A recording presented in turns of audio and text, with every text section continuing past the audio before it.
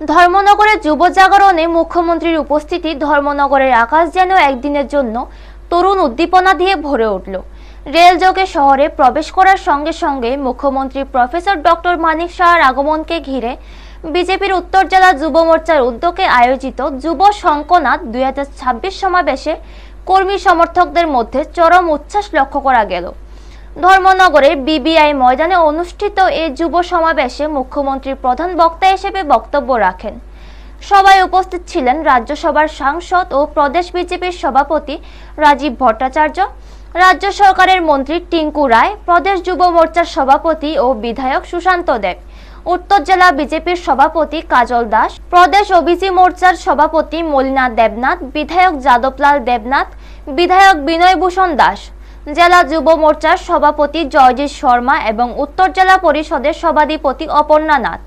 এছাড়াও সবাই দলের অন্যান্য পদাধিকারী কর্মী ও বিপুল সংখ্যক সমর্থক উপস্থিত ছিলেন, যারা যুব শক্তিকে উদ্দীপিত করতে এবং আগামী দিনের রাজনৈতিক দৃঢ়তা প্রদর্শনে একসঙ্গে মিলিত হয়েছেন। সমাবেশটি কেবল একটি জনসভার চেয়ে অনেক বড়। এটি ছিল যুব শক্তি ও উদ্দীপনায় ভরা একটি অনন্য মেলবন্ধন। ব্যুরো রিপোর্ট, নিউজ তৎকাল 24। বিবিআই স্কুল গ্রাউন্ডে ধর্মনগরে যে ঐতিহাসিক যে যুব শঙ্খনাথ যে র্যালি আজকে উত্তর জেলার যে যুব মোর্চার উদ্যোগে এখানে সম্পন্ন হচ্ছে, সেই উপলক্ষে মঞ্চে আমাদের মাঝে যারা সম্পূর্ণভাবে সব কিছুই বক্তব্য রেখেছেন,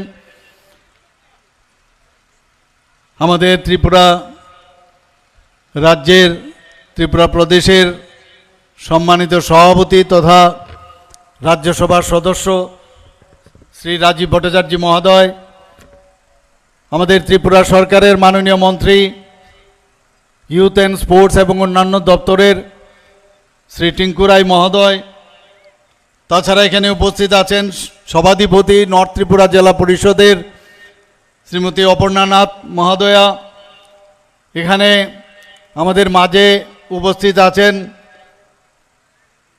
আমাদের পবিত্র বিধানসভার মাননীয় বিধায়ক শ্রী বিনয় ভূষণ দাস মহোদয়। যাদববাবু বেরিয়ে গেছেন, ওনার একটা কাজ আছে আমাকে বলে গেছেন, উনি একটু আগে আমাদের মাঝে উপস্থিত ছিলেন মাননীয় বিধায়ক শ্রী যাদবলাল নাথ মহোদয়।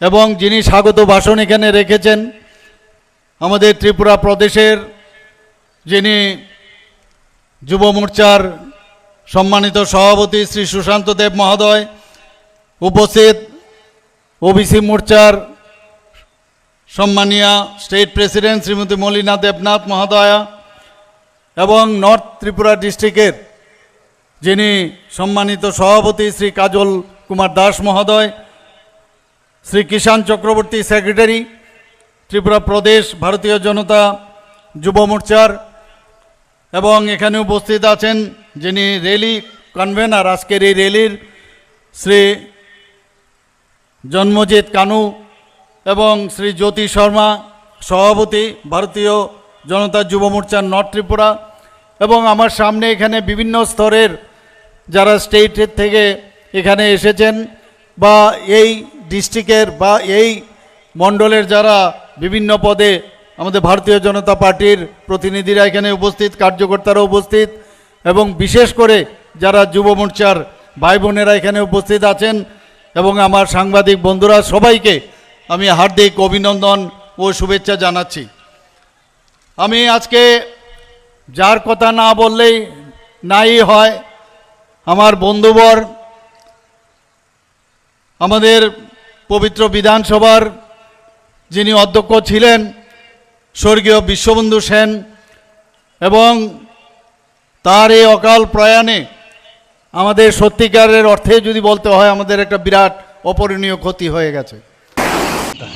मतलब काम है तभी सब तो मैंने रेस्पॉन्स करें, काम लेके हम लोग जाएंगे। हमेशा भारतीय जनता पार्टी का सवेरे से मैं हमेशा बोलता रहता हूँ, सवेरे से रात 12 बजे तक हम लोग काम करते हैं और काम लेके हम लोग जाएंगे।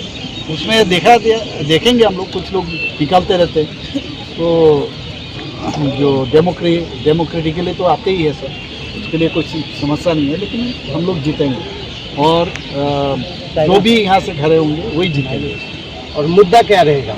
नहीं, मुद्दा तो डेवलपमेंट मेन है और लॉ एंड ऑर्डर सिचुएशन और लॉ एंड ऑर्डर को लेके और डेवलपमेंट को लेके और हर वर्ग का जो डेवलपमेंट है, डेवलपमेंट इंफ्रास्ट्रक्चर डेवलपमेंट है, स्कूल कॉलेज हेल्थ सेक्टर हो और यूथ एंड स्पोर्ट्स खेल का हो, सभी विषय में हम लोग हमेशा काफ़ी आगे और नीति आयोग हम लोग को फ्रंट रनर ऑलरेडी बोल चुका है, तो इसीलिए ये सब मुद्दा तो हम लोग सामने लाएंगे, सब जानता है। স্যার, শিক্ষার ক্ষেত্রে আমরা দেখতে পেলাম যে নর্থ ইস্ট রিজনের মধ্যে ত্রিপুরা প্রথম রাজ্য যেখানে সোশ্যাল ইমোশনাল লার্নিংকে গুরুত্ব দেওয়া হয়েছে, তো এই বিষয়ে একটু জানতে চাইব সর্বসাধারণ সোশ্যাল ইমোশনাল।